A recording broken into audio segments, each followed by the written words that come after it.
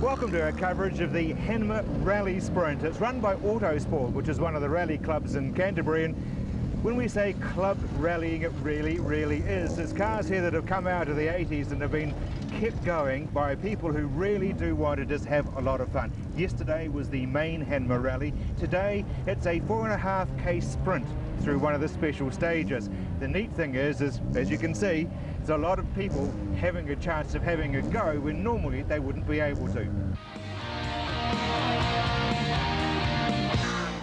While everybody's watching the World Rally Series, there's young guys like Michael Rope getting involved at this sort of level. Tell us about the car, because it's not actually a WRX, is it? No, she's just a 1974 Toyota Corolla, and pretty much all box. So. When did you get it? About start of the year. So very cheap car to start into. So. Did you build it up as a rally car? No, I bought it as it is. Yeah.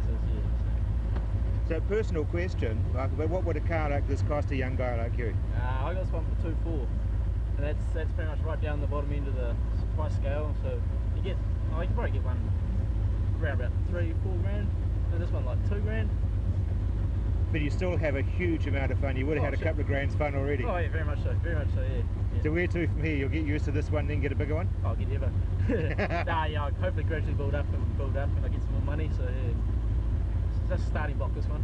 That's good though. You got to start somewhere, don't you? You have to, yep. Well, good luck. It's 4.5 k's of acceleration in there. Big long straights. How do you reckon this will go? Oh, we'll try to get up to 100, but we'll see how she goes. From a 1974 Toyota Corolla to something else which is a wee bit old, and not meaning you, but meaning the car, Brent, on a BD8.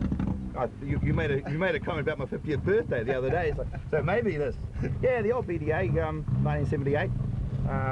Obviously, fantastic cars when they were built, and this one's a rebuilt version of what the factory had in those days.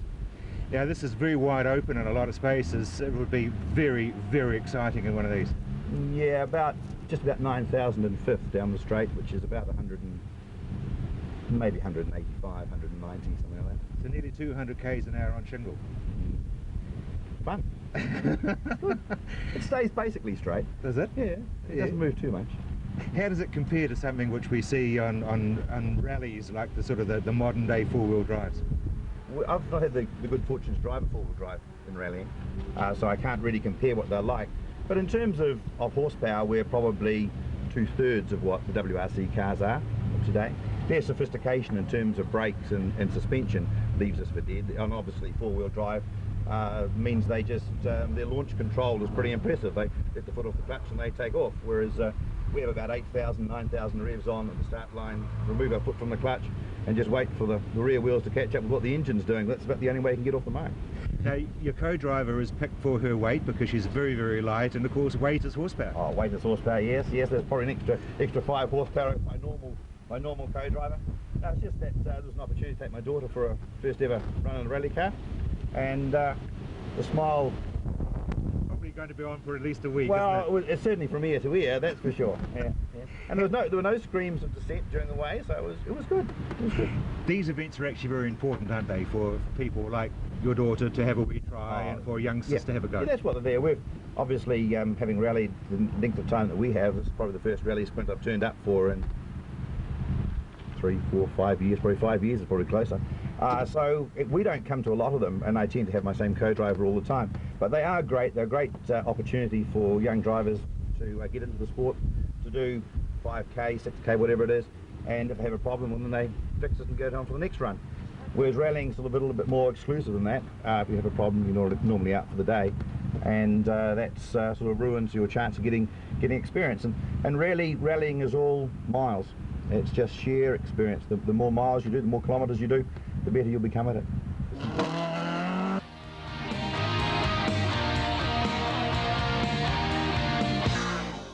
And another old timer, and I'm not being rude either again, but Gregor, you've been rallying for since when? 1980. We did rallying. I've been doing motorsports since I was 17, so I did autocrosses and Jim Carner's back in the Ellesmere Car Club, back with Bill Lightfoot. Well, that takes it back a fair way, doesn't it, really? Takes it back a long way. It's scary. Now, you're not in a modern car. You used to drive Starlets and you've gone back to a Corolla. Yes, we built this car when, the reason that we've got such an old car is we built it when the classic cars were being organised, and they were pre-72 then. So this is a 71 Corolla, and then they changed it to 1982. But we kept the car. It's a great old car, and it goes pretty well. They're magical things, these It Corollas. is a great car. I know it's a hard question to answer because it's a case of where do you start, but do you do much development, and would it owe you much? No, it probably did at the start, but we haven't. We've been running in the club running for the 1300 championship in our autosport club, and the car's won it for the last 4 years in a row, and we're going for 5. So the engine's done 4 years. We had to renew it this year. Otherwise, the car's been really good. Modifications? Are there too many modifications? No, the engine's a 4K. The gearbox is a 2T split case, and Don Mathias made the gear kit in it. And it runs a Mazda RX-2 diff with Subaru brakes at the back. Suspension's Bilstein in the front, and something that came with the diff at the back. That came with the diff? Yeah. So, yeah, I don't really know what it is, what the suspension is at the back, but it works, so we left it there. Running expenses, obviously you'd chuck a bit of fuel in it and probably change the oil a couple of times a season. We do. We changed the oil before the rally, and we put fuel in it yesterday and nothing else. And it's a great old car.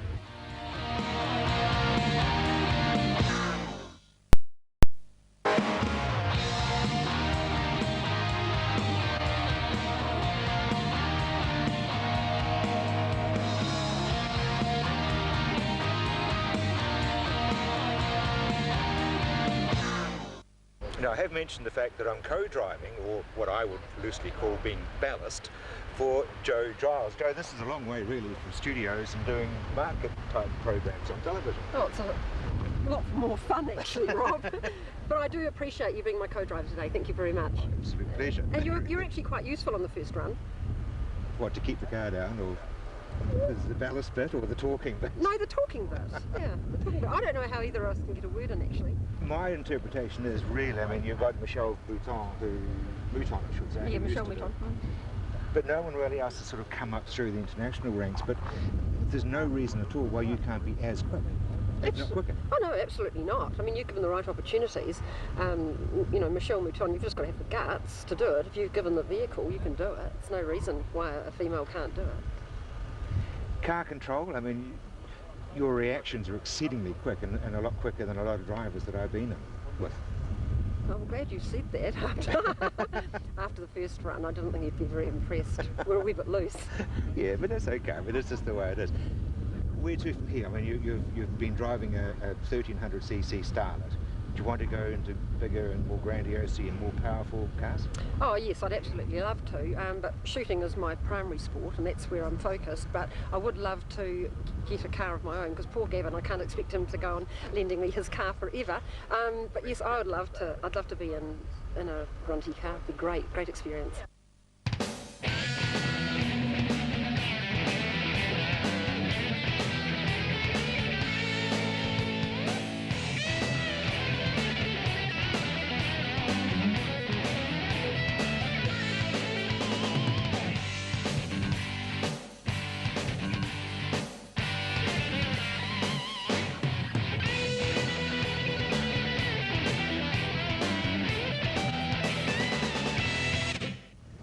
You've got the Hot Springs Hotel in Hanmer. How did you get involved in sponsoring the rally today? Mainly through Les Summerfield, who I've known for a lot of years. I was in the motor trade myself, and Les approached us. So it went from there. What does it involve, sponsorship? What were you asked to do? It was to pay for the infrastructure of running the rally, and we're with the New Zealand Community Trust, and they were happy to support it via the hotel. So really that was about it. What do the locals think of having the rally up here each year? it's good for the town. It brings money into the town. It's you know, the locals get behind it. The local schools provide food and that sort of thing. And yeah, no, it's good for the whole town. Have you ever had any involvement in motorsport yourself before? No. I was in the motor trade for almost 25 years. What were you doing? Garage in Amberley, had one in Cheviot, workshop in Kaikoura, and one in Blenheim. Okay, So, now today you've done it all. Yeah, I've actually still got a garage, but that's leased out to Shell Oil Company. The last few years I've been building. Now I run a pub.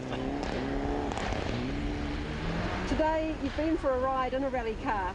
Tell me, how did you feel beforehand? I've been in one before, years ago. I've had friends that have rallied, and yeah, it took me back a bit, almost 20 years. I heard you only breathed 3 times around the course. Is that what he said? What was it like? Did you have a good run? Yeah, no, it's good. It's good. Yeah, enjoyed it. Does it make you want to go out and get your own car? I don't have the time. I'd love to, but I don't have the time. Okay. No.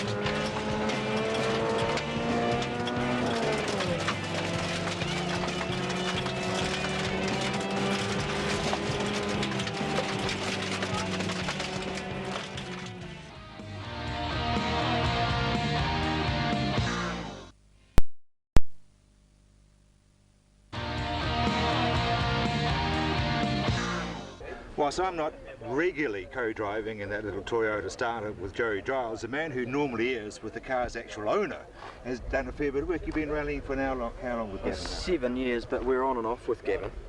He has got a standard co-pilot, which is Alistair, and I just do some of the sprints with him, which is good, and he's definitely a good driver and needs a publicity, so.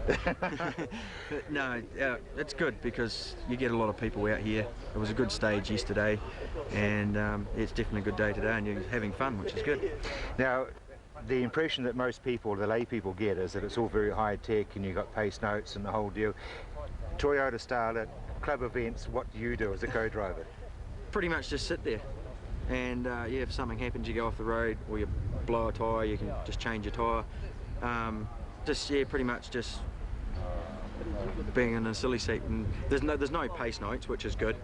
The rallies, there's a route book, and with the normal sprint, it's just you're sitting there and you're having fun. Do you need to be a good passenger for that sort of thing? Well, no, it can be just anybody, you know, providing you've got race overalls on and a helmet and the footwear and that, you can go in the car. You've just got to sign a form saying if an accident happens and you're hurt, it doesn't come back on the racing committee or anyone like that, you know, which is good. So now, if it's a rally rather than a rally sprint, you do need to have licences to be a co-pilot. Yes, you do have to be a fully qualified navigator. Gavin, of course, has had the advantage, if I can be so bold as the co-driver for Joe, that he's already hot, isn't he? He was racing yesterday. Yes, yeah. So he's got his eye in. Yeah, and he's been through the course once, so yeah, he knows where he's going. But we've just got the local publican in with Gavin now for a run because yesterday the Hot Springs Hotel sponsored the whole day yesterday, so that was good. And it's people like that do wonders for the rallies and the sprints because they allow us to have their facilities afterwards, and it's good. So. Yeah, and a pub's not a bad spot to have an after-match function. No, it's not. But of course, one doesn't drive afterwards. That's why you have co-driver.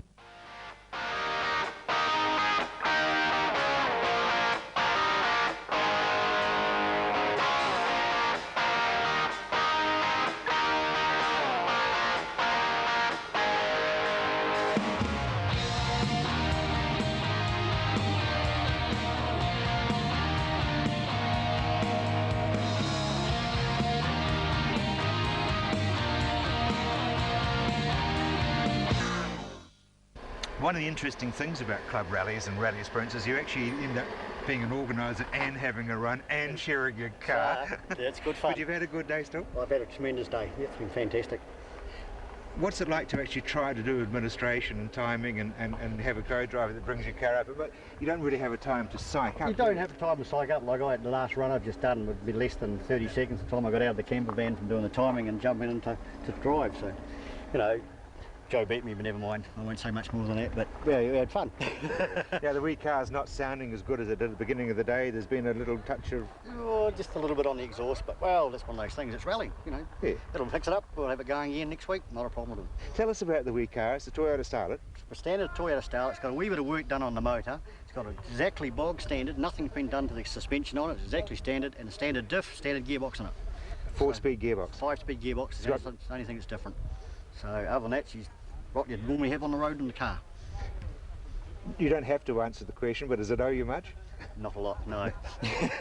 It does a wee bit, but at the end of the day, it's very little compared to it's just a club car. And the other thing I want to talk to you about is keeping it going. I mean, if somebody wants to get involved with club rallying and isn't all that au fait with welding and that sort of thing, does it matter? No, because you've got plenty of members in the club that'll help you out, and that's the one thing about it. We all help each other. You know, if we get in a strife today, one guy will help another guy. If you lose a part or break a part, we just got to go and help ourselves, or really ask the guys in the service pump, you know, have you got whatever you've broken? And 9 times out of 10, it's here.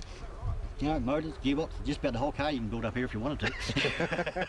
So you don't really have to be sort of grease under the fingernails and be able to do a gearbox change on your own? No, you get plenty of assistance. That's one good thing about rallying. You know, we're all behind each other and helping each other. Even though we're still competing against the time of the day. It's here to have fun and enjoyment, and so we'll win and get a good placing. It's having fun. A lot of Starlets around, an easy car to get involved with? A very easy car to get involved with. You know, okay, the car's 20 odd years old, being 1980, 81, but yeah, boy, she's a lot of fun. I enjoy it. And well done, you've had a big day. Oh, it's been a good day. So an interesting day for a lot of people at Hanmer with this rally sprint. Incidentally, just for the record, Joe did beat Gavin, but we won't dwell on that because that's not what it's really all about. The winners are those people who participated, those who drove, and those who had a chance to actually have a ride. And my editorial, if there is such an opportunity, would be to say that if the people who there's a lot of focus on at the moment, who are trying to do racing on the streets, were to come club rallying, we would have a very, very small problem because it's controlled and of course it's on closed roads. We'll be back with more motorsport. Trust you enjoyed watching our coverage of your sport here on CTV.